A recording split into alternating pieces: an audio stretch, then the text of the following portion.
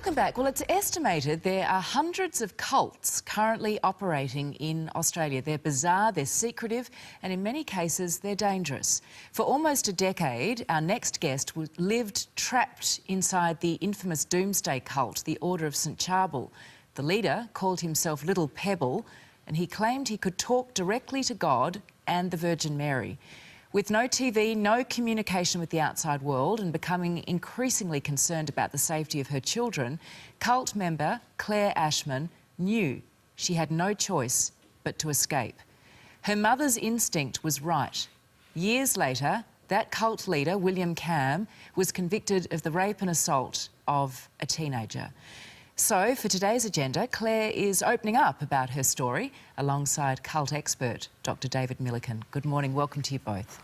Thank you. Claire, let's just go back to the beginning. You lived your early years in a religious sect with your family, with your parents. Explain what that was like. Okay, so that sect was a breakaway from the Catholic Church, and they said the Tridentine Mass, which was all in Latin, and we were dressed basically like Amish people. And for my particular family, we were homeschooled. We didn't have any television or outside media. We did do some things out in the world, but it was very awkward for us, and it was like very difficult to make for any friendships because we were so different. We didn't know anything of what was going on in the outside world, and we'd always been taught that the outside world needed converting. So it was kind of like you're in it but not part of it. Were you happy within that sect though? Were there any memories of happiness? Yeah, like, I mean, we grew up in the country, and I mean, I'm very grateful for all my country upbringing and everything that we did. It was just very difficult for us when we left home because what Mum didn't prepare us for the outside world.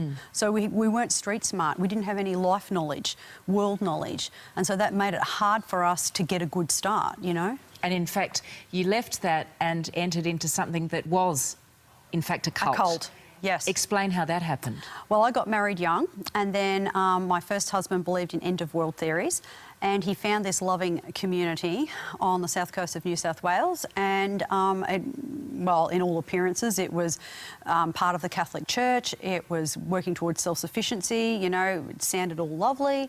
But then, in actual fact, it was a doomsday cult where, you know, we were forced to join the religious order and take vows of poverty, chastity and obedience. And then we had to live, you know, according to rules and regulations, and dress a certain way, attend prayers 3 times a day, ask permission to go out for grocery shopping, not allowed holidays anymore, that kind of thing.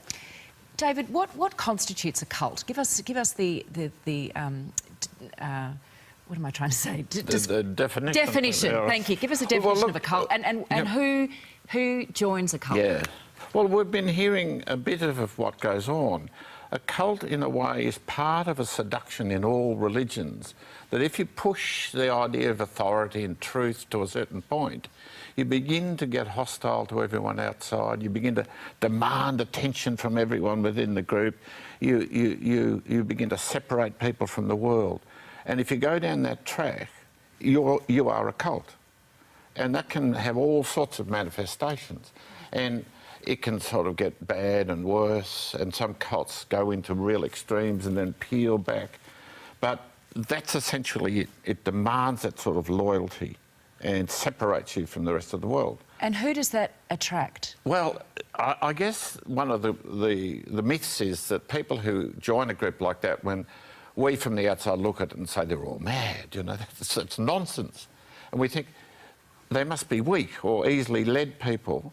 Well, in fact, the opposite is the case. The people who join cults are always middle class. They tend to be strong people. They're people who are prepared to make these dramatic life choices in the pursuit of some great prize.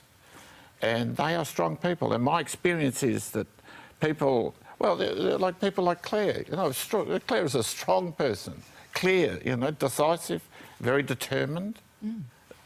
She's the sort of person who joins the cult. And in fact, determined enough to know you had to get out of that situation. You were very concerned about the safety of your children, and rightly so. So explain how you got out of it.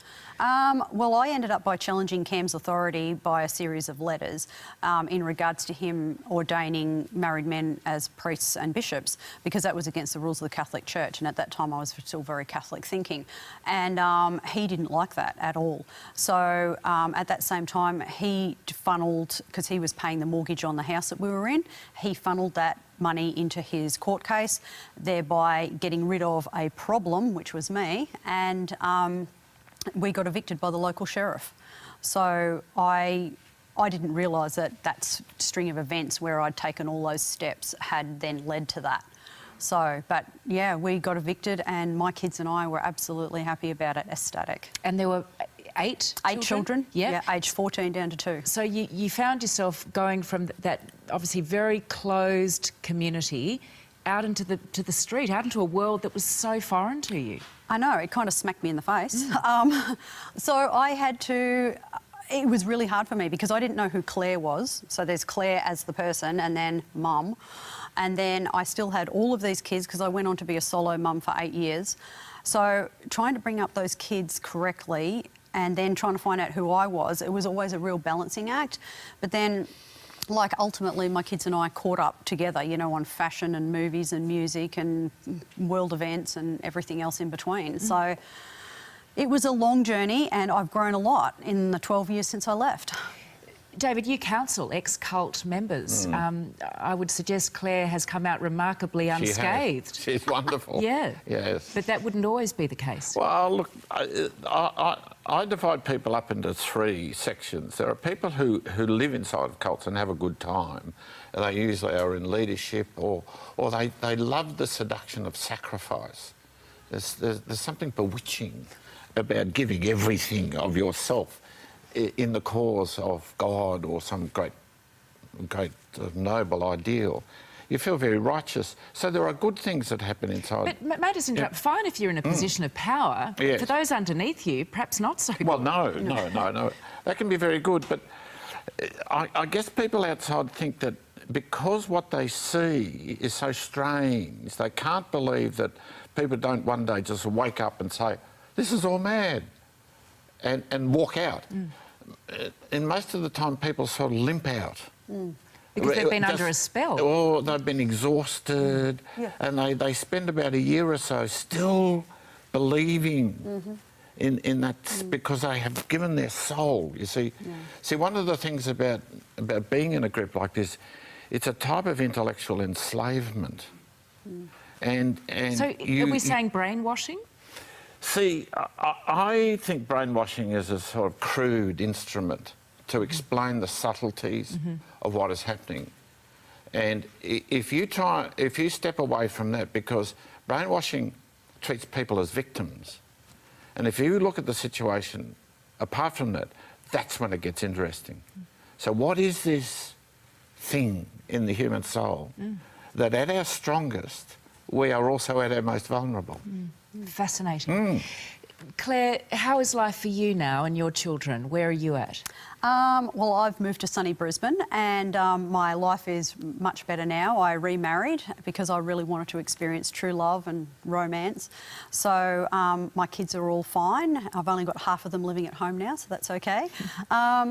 Yeah, and so now I am giving my 4th TEDx talk at TEDx Melbourne on August 13. I have written my memoir in order to be able to share my story and help others who are in this situation, or they're in some sort of controlling group or something similar. So, you know, life is looking really good. Can there ever be such thing as a positive cult, or is that an oxymoron? Is it ever possible for it to be... Well, you see, groups like the Seventh-day Adventist and so forth, they started off as being described as cults, and now they're respectable citizens who are contributing to life. So I guess I want to say no, there is no such thing as a positive cult, because by calling it a cult, you're actually saying there's something quite dark about it. But I think cults come and go into darkness. They'll always be here, I'm assuming. Yeah, there will be Well, always. they're like fleas on the body of society. They've always been there. So you'll always be in work. Yes. Claire, what are your... I mean, you seem to me to be so remarkably balanced and as we said earlier, you've responded so well to adapting to the outside world. But I'm sure you think often about people who are trapped in these cults. I do, but it's not just in cults. It can be controlling groups. It can be toxic relationships. So it covers a wide variance there. And for me, I want to be able to... I share my story to be able to help other women and men too who are either trapped in these groups or in a relationship or a friendship or something like that, because they have no one to hold their hand and hold their heart. And I found it really hard. I had no one to hold my hand or hold my heart when I was walking through this journey. I went through it the hard way, the long way, and I've come out the other side, and I've had other women, contact me from all around the world thanking me for being an inspiration and for speaking out. And they say, if you can do it, we can do it. And if I can do that, my job is done. Good for you. You're a trailblazer. And David, you're nodding in agreement. It's a remarkable turnaround, isn't it? Yeah, wonderful. Yeah. I could talk to you both all day. Unfortunately, we're out of time. But thank you so much for sharing your story, Claire, and wonderful to get your insight, David. Thank you so much. Thank you. Fascinating stuff, Carl and Sylvia. Yeah, you took that word right out of our mouths and both saying it at Amazing. the same time. Yeah, great insight there. Thank you.